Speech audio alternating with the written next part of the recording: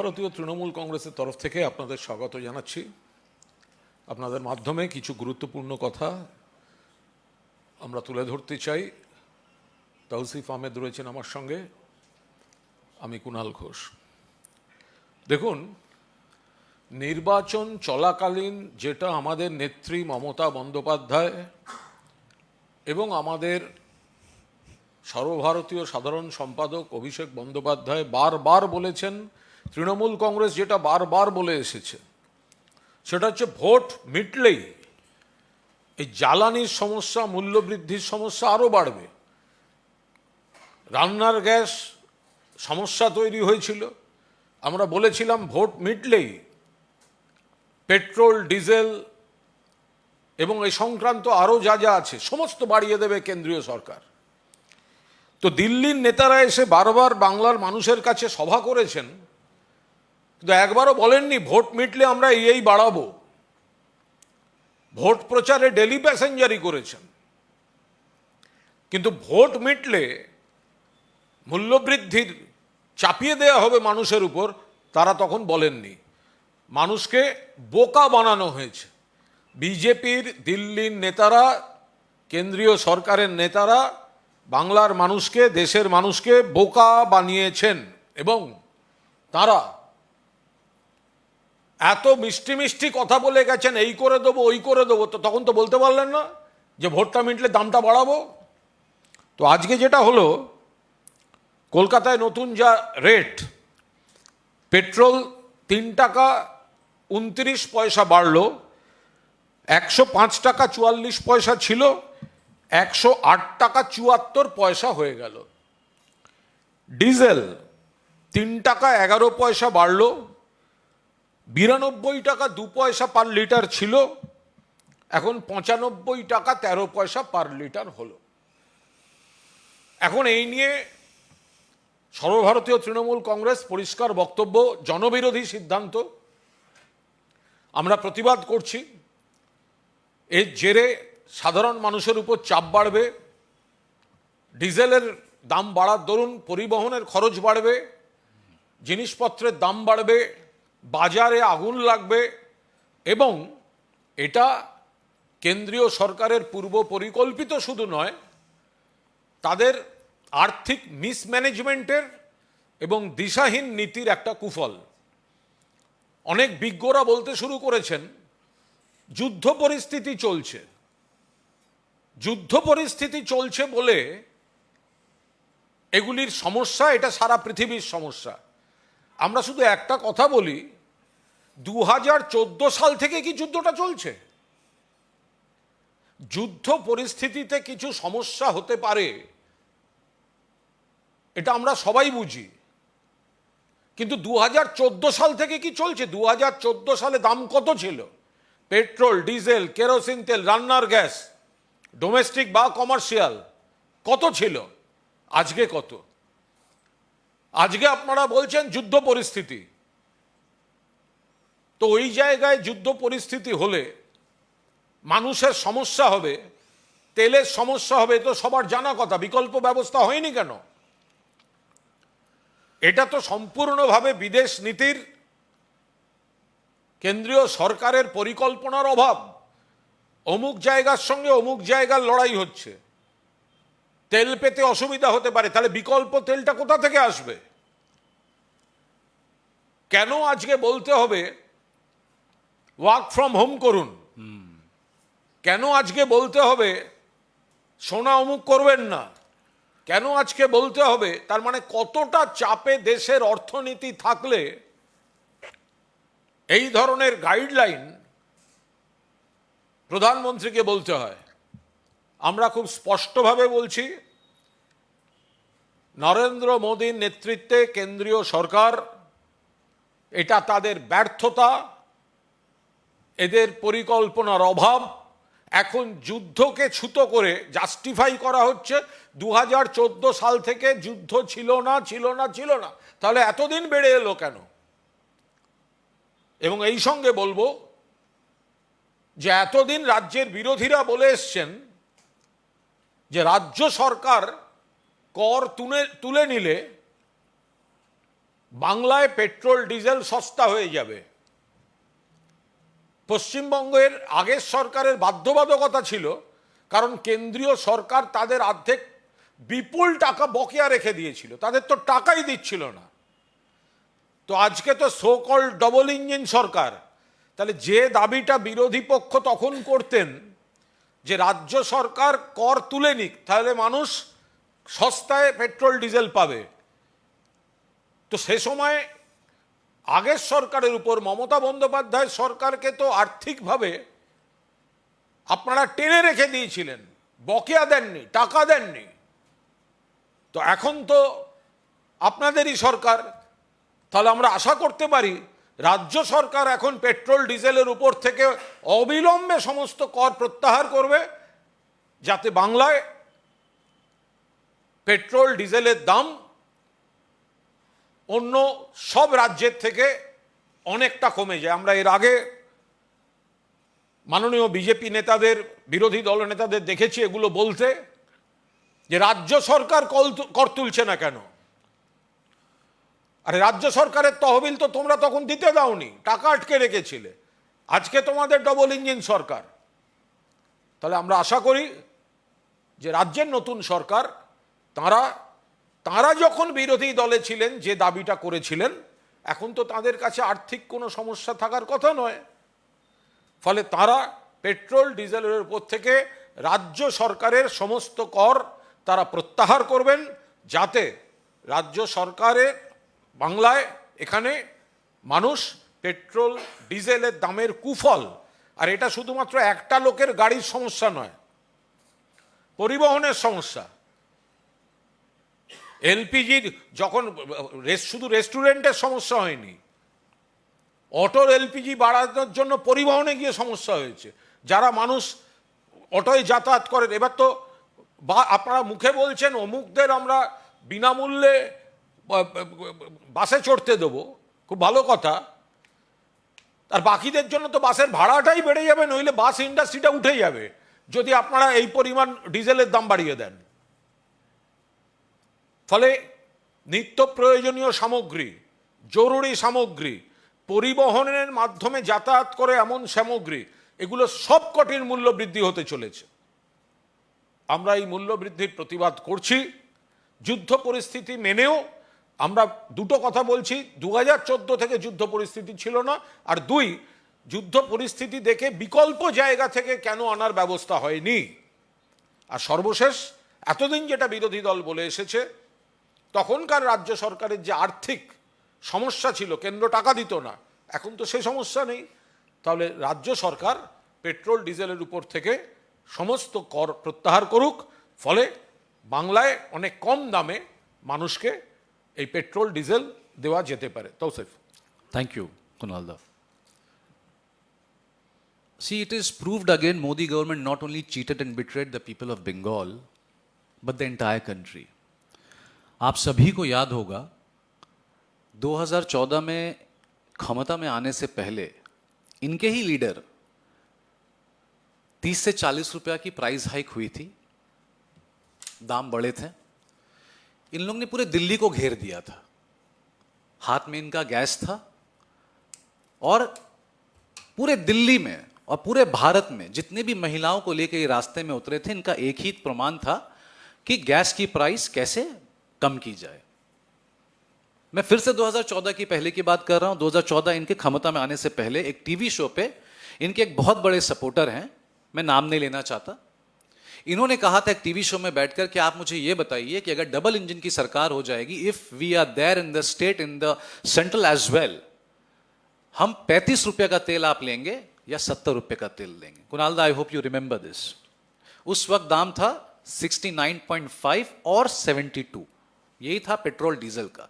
और एक बहुत बड़े चैनल में यह कहा जा रहा था, ये लोगों को बताया जा रहा था कि आप मुझे ये बताइए कि आप 35 रुपये का तेल लेना चाहते हैं कि 70 या 72 रुपये का तेल लेना चाहते हैं। आप मोदी सरकार को वोट दीजिए और मोदी सरकार पावर में आने के बाद आप सबको 35 रुपये का तेल देगा। आपको ये समझना बहुत जरूरी, we have to understand this when we are talking about the price hike of petrol and diesel.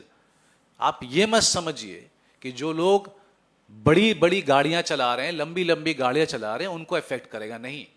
आज ये सबसे बड़ा धोखा जो है, जो ये कहते हैं सबका साथ सबका विकास, ये महिलाओं की बात करते हैं। आज ये सबसे बड़ा धोखा महिलाओं को मिला है कि डोमेस्टिक अटैक हुआ है कि आज रौन्ना घरे किचन में, रसोई में गैस की किल्लत हो चुकी है। There is a scarcity of fuel, gas and everything. आज खाना कैसे बन रहा है, आप एक औरत से जाके, अगर आप एक गांव ग्राम में जाएंगे, उनसे पूछेंगे, तब आपको समझ में आएगा ये डबल इंजन की सरकार आज बंगाल में आने के बाद किस तरीके से धोखा देके गई है। जैसे कि मेरे सीनियर कुणाल दा ने कहा, अब भैया आप कह देते कि अगर हम पावर में आएंगे तो सबसे बड़ा झटका भेंट नहीं, एक सरकार जब पावर में आता है तो वहां के जनता को भेंट दिया जाता है।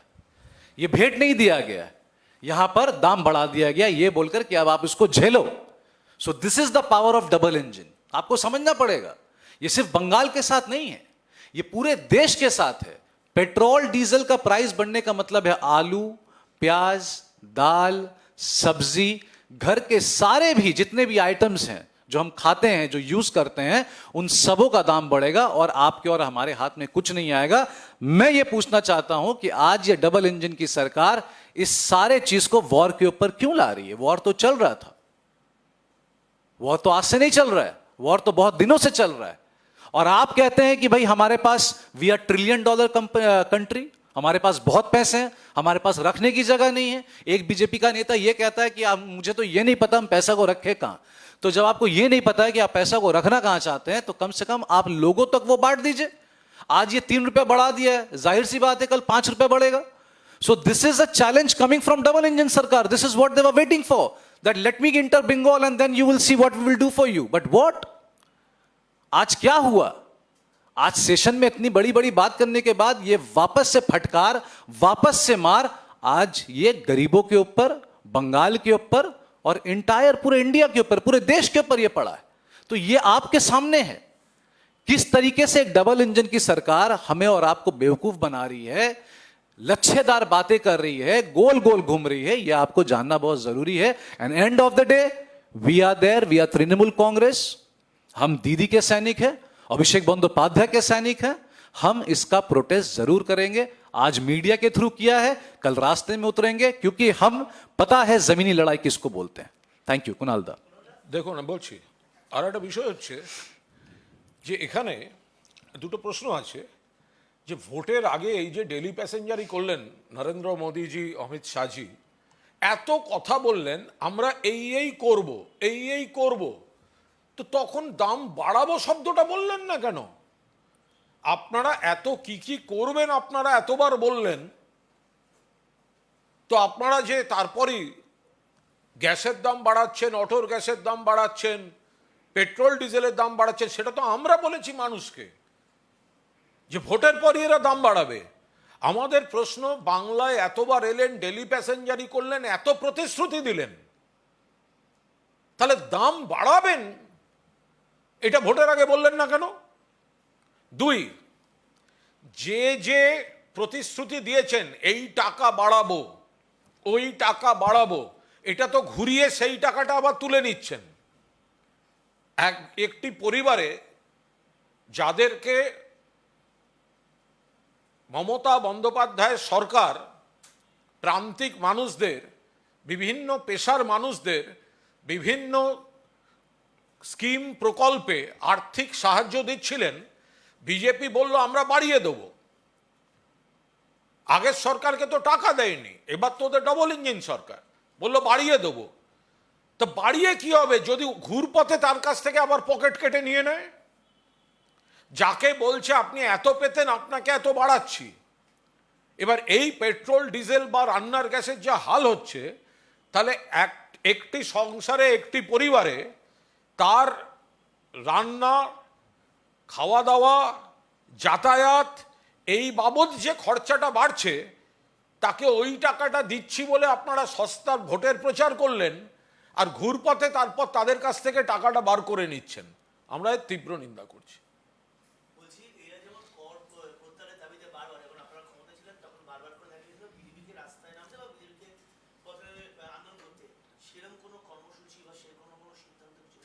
সেটা দল দেখছেন, আমরা নিশ্চিতভাবে সেই পথে আমরা নিশ্চয়ই আমাদের দল পুরোটা দেখছেন। আমাদের পরিষ্কার বক্তব্য, এর আগে যখন বিজেপি বিরোধীতে ছিল বা অন্য বিরোধী দল যারা রাজ্যে ছিল, তারা বারবার বলেছে রাজ্য সরকার কর মকুব করে দিক, পেট্রোল ডিজেলে কর তুলে নিক।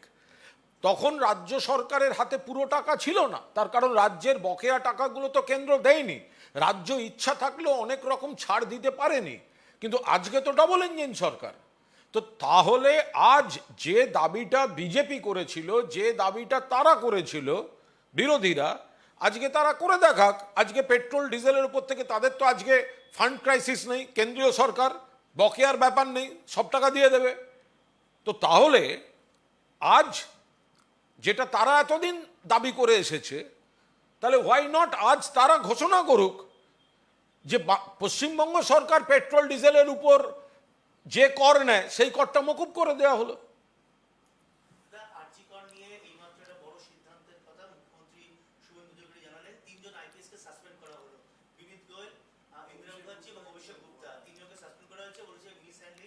আমরা একটাই কথা বলি, গোটা বিষয়টা আরজি কর এবং সাসপেনশন এবং আজকের মাননীয় মুখ্যমন্ত্রীর বক্তব্য আমরা শুনেছি। আমাদের দল গোটা বিষয়টা খতিয়ে দেখছে। এই মুহূর্তে সবিস্তার বলার নয়, শুধু এইটুকু বলতে পারি, পুলিশ বা রাজ্য সরকারের হাতে তদন্ত ছিল এবং তাতে আপনারা আপত্তি করেছিলেন বলেই তো সিবিআই তদন্ত হয়েছিল। আপনারা তো কোর্টে গেলেন, সিবিআই তদন্ত নিলেন। সেই সিবিআই বলল রাজ্য সরকার বা কলকাতা পুলিশ যাকে অ্যারেস্ট করেছে সেই হচ্ছে আসল অপরাধী। 3টে কোর্ট আরজিকর কেসটা মনিটর করেছে, 3টে কোর্ট। একটা হচ্ছে ট্রায়াল কোর্ট, একটা হচ্ছে কলকাতা হাইকোর্ট, একটা হচ্ছে সুপ্রিম কোর্ট। 3টি কোর্টে বারবার শুনানি হয়েছে। আজও বিষয়টি সিবিআই দেখছে। তাহলে রাজ্য সরকার এবং পুলিশের হাত থেকে বিষয়টিকে হাইকোর্টের রায় তুলে নিয়ে যাওয়া হলো সিবিআই এর হাতে।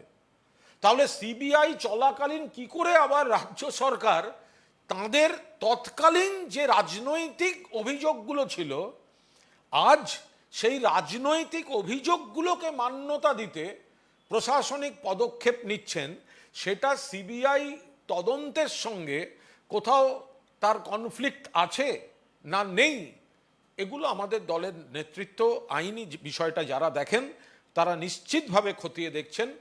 তার কারণ হচ্ছে এই রাজ্য সরকারের হাতে তো তদন্তটা ছিল, 24 ঘন্টার মধ্যে অ্যারেস্ট হয়েছে। এরপরে তো আপনারাই গেছিলেন হাইকোর্টে যে রাজ্য সরকারের হাতে তদন্ত নয়, সিবিআই এর হাতে। তাহলে সিবিআই তদন্ত নিল, সিবিআই তদন্ত করলো। এদের প্রত্যেকের ভূমিকা সিবিআই তদন্ত করেছে। আমরা কাউকে জাস্টিফাই করছি না, আমরা কাউকে সাপোর্টও করছি না, আমরা একদম সোজা কথায় বলছি যে সিবিআই যে তদন্ত, সিবিআই কার? সিবিআই কেন্দ্রের। আপনারাই তো বলতেন মুখের বাড়ি সিবিআই পাঠাবো, তো সিবিআই তো আপনাদের। আপনারা দাবি করলেন সিবিআই, সিবিআই আপনাদের, সিবিআই তদন্ত করলো, সিবিআই তদন্ত এখনো চলছে। এখন আপনারা আবার রাজ্য সরকারের প্রশাসনিক স্টেপে ফেরত এলেন। ফলে একটা ঘটনায় ওই অংশটা সিবিআই দেখছে আর এই অংশটা সিবিআই দেখছে না, এরকম কোনো ডিমার্কেশন লাইন তো ছিল না।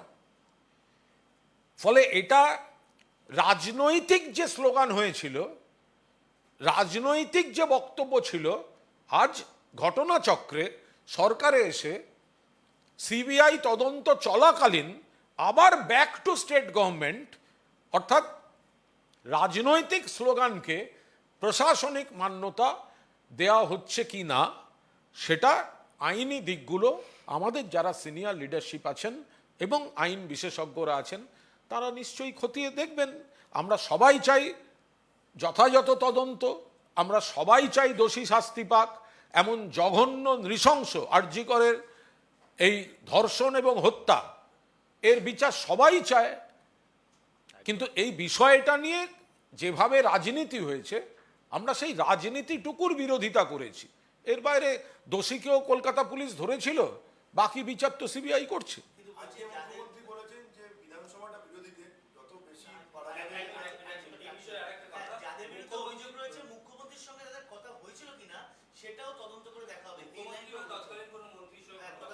এই গোটা বিষয়টাই তো সিবিআই এর দেখার কথা।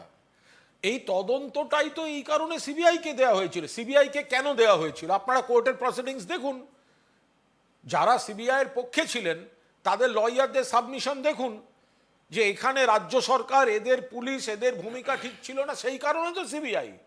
তাহলে সেই সিবিআই যখন তারপরে কোনো কোয়েশ্চেন সেই জায়গায় তোলেনি, তাহলে কি তারা সিবিআই এর তদন্তে অনাস্থা প্রকাশ করছেন?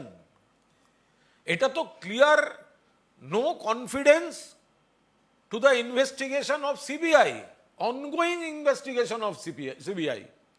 অর্থাৎ এই কে খুন করেছিল, কে ধর্ষণ করেছিল, এই মহাপাপী জানোয়ারটি কে সেটা যেমন দেখা, তেমনি কারা কভার আপ করেছে সেটা দেখাও তো সিবিআই এরই তদন্তের এখতিয়ারে ছিল।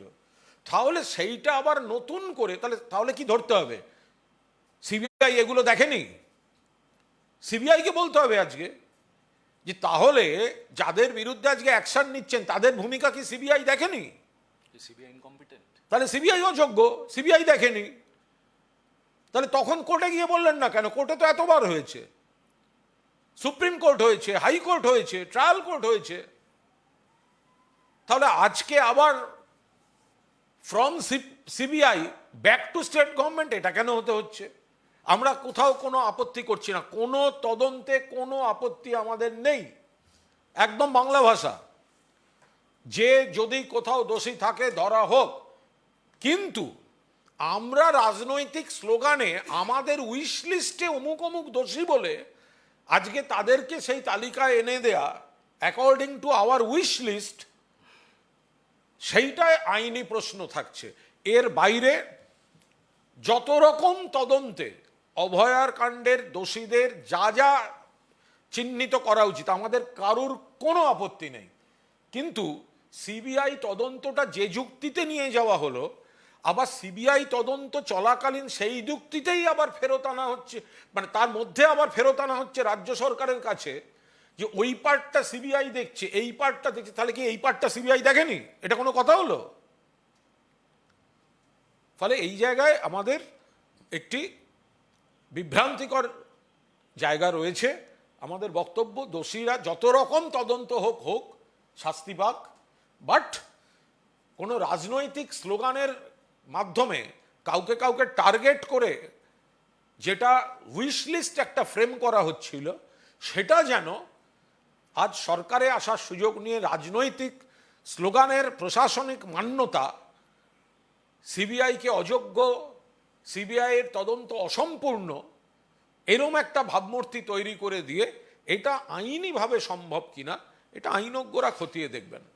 মুখ্যমন্ত্রী বলেছেন যে এই বিধানসভা বিরোধীদের তাদের যতটা সম্ভব বেশি বলার সুযোগ দেওয়া হবে, তারা যদি এলাকায় যায় তাদেরকে ডাকা পর্যন্ত হবে। দেখুন, আমি আবার একটা কথা বলি, এবং খুব স্পষ্টভাবে বলি।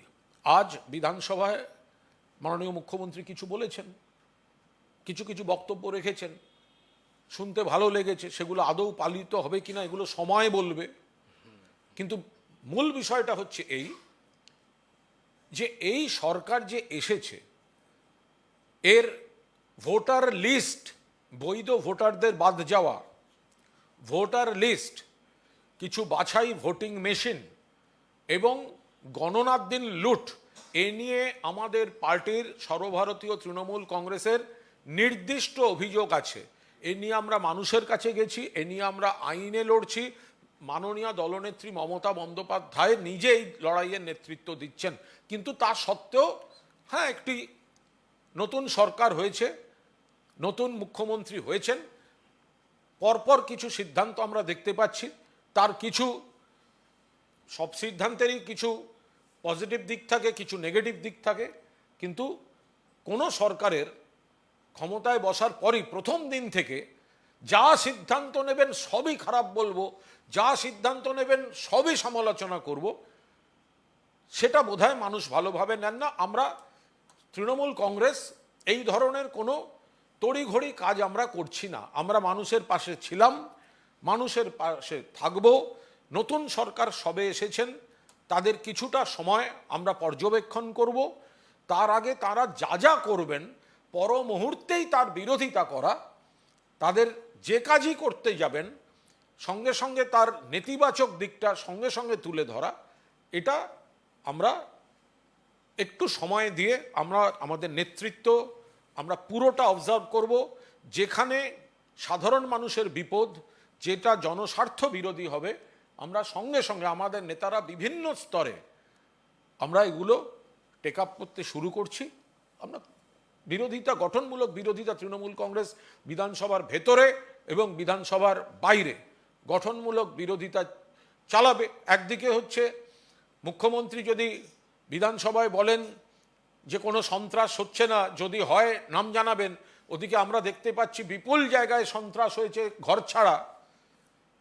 তো ফলে যেগুলো সরকারের, নতুন সরকারের যারা আজকে মাথায় আছেন, বসেছেন, তাদের স্টেটমেন্টটার সঙ্গে গ্রাউন্ড রিয়েলিটিটা এক কিনা সেটাও সকলে বুঝতে পারছেন। রথীন ঘোষকে 5 মাস পুলিশ পাওয়ার পর আজ অবশ্যই হাজিরা দিয়েছেন ইডি দপ্তরে। এই নিয়ে কোনো মন্তব্য করব না।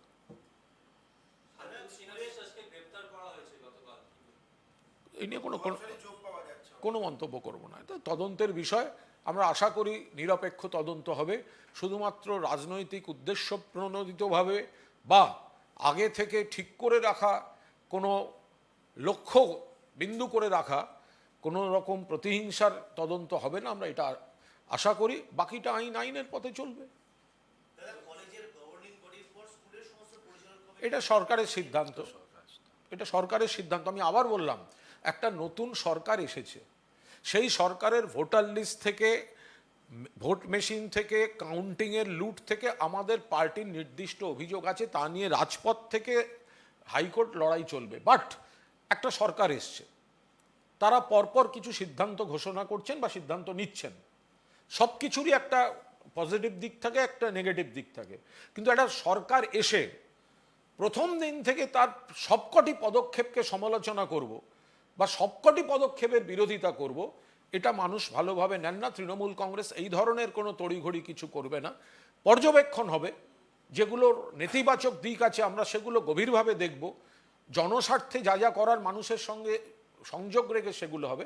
কিন্তু একটা সরকার আসার পর তারা কলেজের কমিটি ভেঙেছেন, স্কুলের কমিটি ভেঙেছেন, একটা সরকার এসছেন, তারা তাদের মতো করে করতে চান। আমি কেন এখনই প্রথম থেকে তার বিরোধিতা করতে যাব?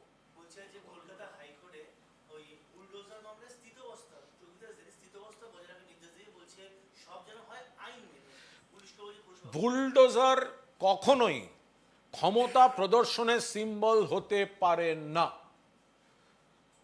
বুলডোজার এই শব্দটি বা এই জিনিসটা, এটা মূলত ধ্বংসাত্মক কাজে ব্যবহার হয়।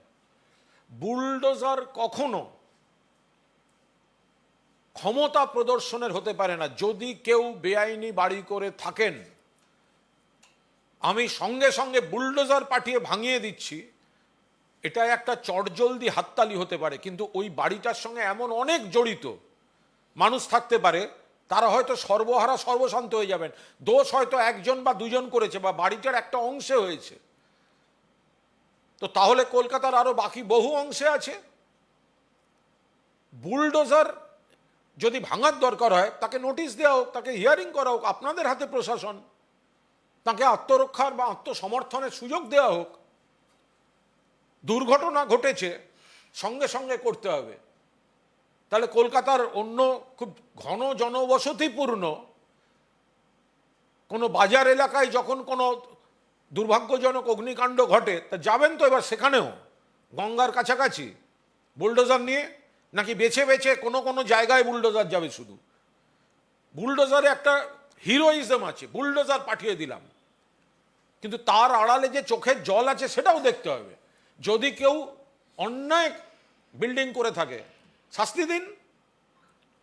বাট যারা থাকে বা বিল্ডিংয়ের অন্য অংশে আছে বা রুটি রোজগার যার সঙ্গে জড়িত, তারা তো সেই পাপ আর অন্যায়টার সঙ্গে নয়। ফলে বুলডোজার আমি ক্ষমতা দেখাতে প্রয়োগ করব এবং সেটা বেছে বেছে প্রয়োগ করব, এটা কি করে হতে পারে?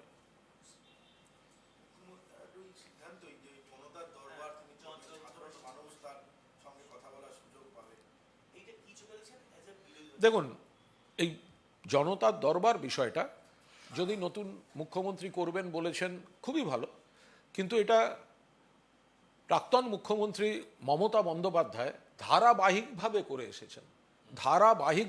এসেছেন। প্রথমত তার জেলা সফরগুলি একটা জনতার দরবার, দ্বিতীয়ত তার বাড়িতে প্রত্যেক রোববার সেখানে কিন্তু এমনভাবে দরবার বসতো যে দল সংক্রান্ত কোনো অভিযোগ হলে দলের সিনিয়র নেতারা বসবেন, পুলিশ সংক্রান্ত বা সরকারি ব্যাপার সংক্রান্ত যে কোনো মানুষ সেখানে গিয়ে সমস্যা জানাতে পারতেন এবং তার সুরাহার ব্যবস্থা হতো।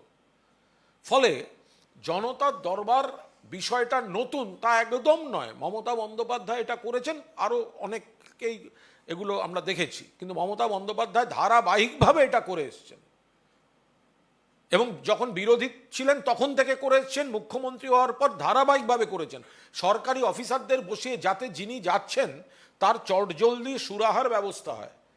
এখন নতুন মুখ্যমন্ত্রী বলেছেন জনতার দরবার করেন, আমি আবার বলছি ভোট গণনা, ভোটার তালিকা নিয়ে আমাদের অভিযোগ আছে, তাই নিয়ে লড়াই চলবে, কিন্তু একটা সরকার ক্ষমতায় এসছে, একজন মুখ্যমন্ত্রী নতুন শপথ নিয়েছেন, ফলে প্রথম থেকেই তিনি যা যা করবেন বা তার সরকার যা যা করবে তার প্রত্যেকটার বিরোধিতা করব শুরুর থেকে, এটা মানুষ ঠিকভাবে নেবেন না। তৃণমূল কংগ্রেস এই ফাঁদে পা দেবে না। ফলে যেগুলো বিপদ সেগুলো বলা হবে, অবজার্ভ করবেন আমাদের অভিজ্ঞ সিনিয়র নেতৃবৃন্দ। যদি তিনি জনতার দরবার করেন, সত্যিই যদি জনতা এসে সুফল পান, যেটা মমতা বন্দ্যোপাধ্যায়ের ক্ষেত্রে পেতেন, সেটা যদি তিনি কন্টিনিউ করেন তো করবেন, সে ভালো। তো চিংড়িঘাটা শেষ করছেন, চিংড়িঘাটা মেট্রো জোট আজকে খাটিয়ে আর কাজ শুরু হতে চলেছে। বিজেপি যারা বিধায়ক জনপ্রতিনিধি তারা আশ্রয় নেবে, বলছে তৃণমূলের আমলে যা হয়নি পালাবদল হতেই শুরু হচ্ছে। এটা প্রশাসনিক বিষয়, এটা নিয়ে কোনো বক্তব্য করবো না, এর অনেক দিক ছিল। আপনি এই বোতলটার অর্ধেক জল আছে, আপনি বলতে পারেন যে আপনিও ঠিক, আবার আপনি বলতে পারেন অর্ধেক ফাঁকা, জল নেই, সেটাও ঠিক। যে কোনো জায়গায় নতুন সরকার আসার পর এই ধরনের যুক্তি চলে আসে যে অর্ধেক কেউ বলছেন জল আছে ঠিক, আবার অর্ধেক কেউ বলছেন ফাঁকা, সেটাও ঠিক। আমার মনে হয় যে আমাদের আমাদের সরকার মামাটি মানুষের সরকার থাকাকালীন আরও অনেক কিছু কাজের ইচ্ছা মমতা বন্দ্যোপাধ্যায়ের ছিল। যেভাবে টাকা বন্ধ করে যেভাবে বাংলার হাত পা বেঁধে রাখা হয়েছিল, সবটা সবসময় করা যায়নি। যেভাবে বিরোধিতা হয়েছে, নানাভাবে বিরোধিতা হয়েছে।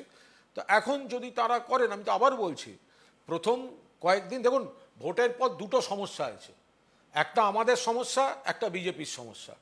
আমাদের সমস্যা হচ্ছে পোস্ট পোল ভায়োলেন্স, আর বিজেপির ভেতরের সমস্যা হচ্ছে পোস্ট পোল বিজেপি। তো এখন এই পোস্ট পোল ভায়োলেন্সটা আমরা ভুগছি, ওদের সামলাতে হবে।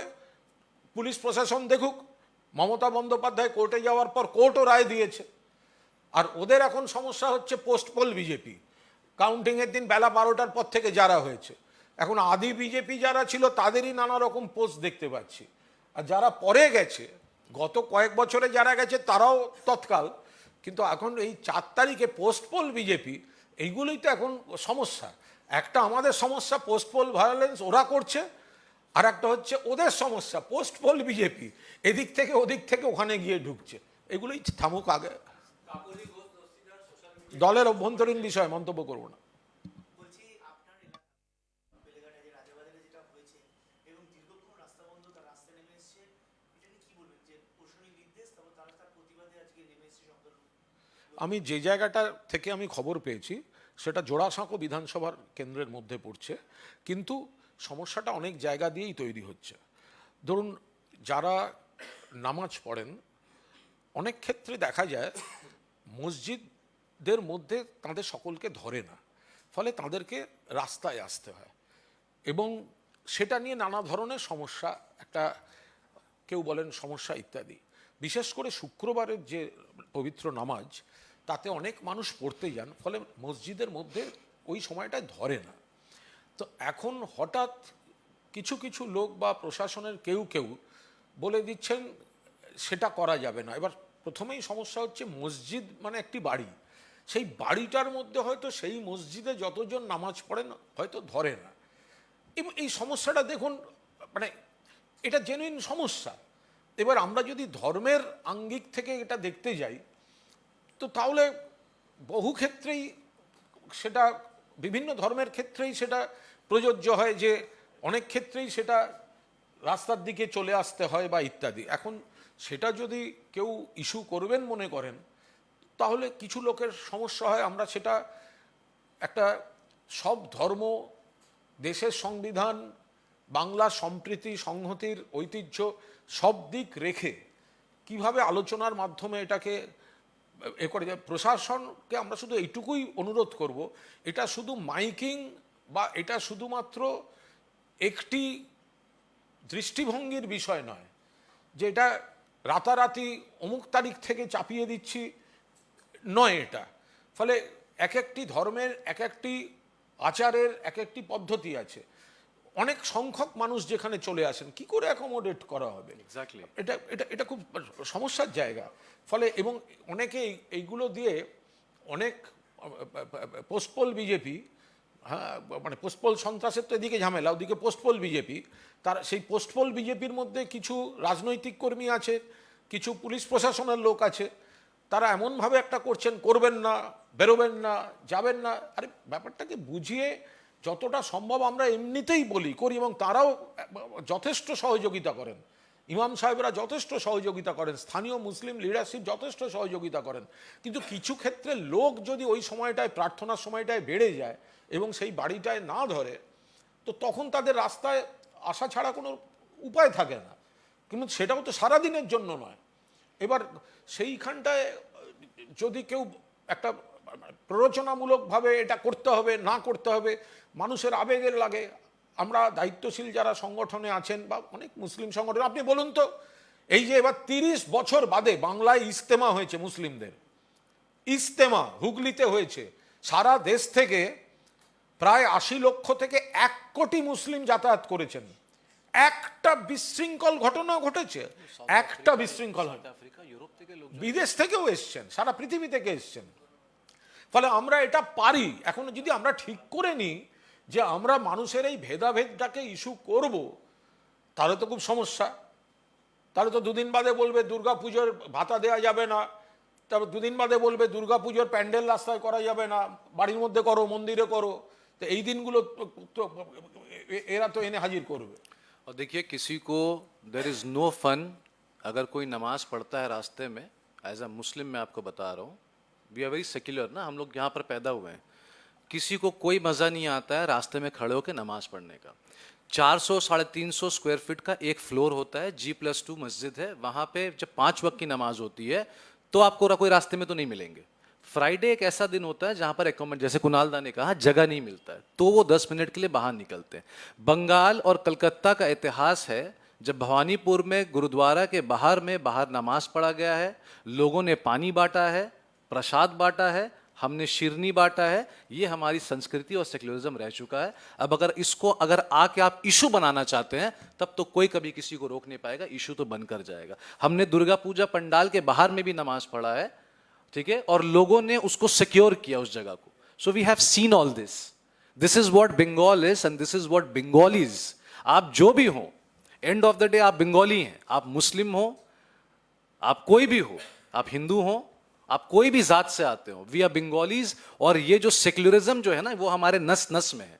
मगर इसको अगर आप पॉलिटिकल एंगल दोगे, इसको अगर आप कम्युनलिज्म के हिसाब से देखोगे, इसको आप बताओगे कि चलो एक पिकनिक करते हैं, वहां जाके मार काट करेंगे, ऑब्वियसली अगर आप इंस्टिगेट करोगे, अगर आप प्रोवोक करोगे, दोनों तरफ के लोग जो हैं वो लड़ाई करेंगे। पर ये हमने बचपन से क्यों नहीं देखा?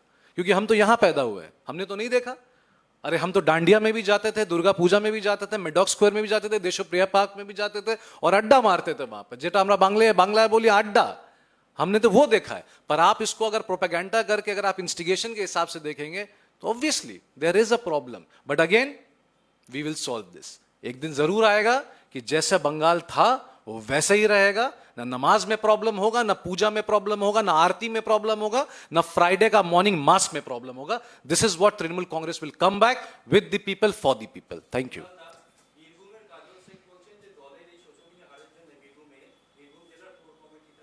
বলতে পারবো না, এটা ওখানকার যারা বলছেন, এটা দলের অভ্যন্তরীণ বিষয়, কোনো মন্তব্য করবো না। ভবানীপুর বিধানসভার গণনা নিয়ে অনেক কারচুপির অভিযোগ উঠেছিল, কিন্তু নন্দীগ্রাম এবং দু জায়গা থেকে দাঁড়িয়েছিলেন শুভেন্দু অধিকারী। নন্দীগ্রাম থেকে তিনি ইস্তফা দিয়েছেন, তিনি ভবানীপুরেরই বিধায়ক এখন। এই প্রশ্ন না, ভবানীপুরে যে ভোট লুট হয়েছে, মমতা বন্দ্যোপাধ্যায়কে রীতিমতো ধাক্কা দিয়ে আঘাত করে বার করা হয়েছে, এজেন্টদের বার করা হয়েছে, কেন্দ্রীয় বাহিনী, সিআরপিএফ, ইলেকশন কমিশন পুরো একতরফা পরিকল্পিতভাবে বিজেপির নির্দেশ পালন করেছে, এটা সবাই জানেন। এবার কোনো ব্যক্তি যদি দু জায়গায় যেতেন, তিনি কোনটা রাখবেন কোনটা ছাড়বেন সম্পূর্ণ তাঁর ব্যাপার।